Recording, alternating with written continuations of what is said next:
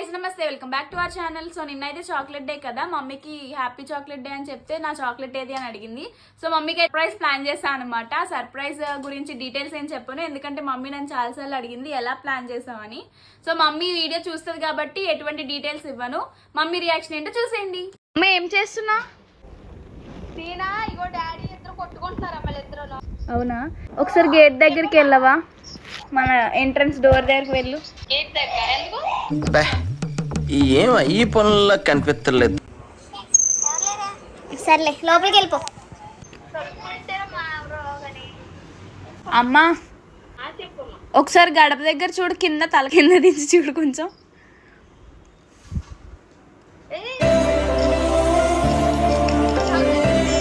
దొరికిందా? ఇది చూపించు. హ్యాపీ చాక్లెట్ డే అమ్మా.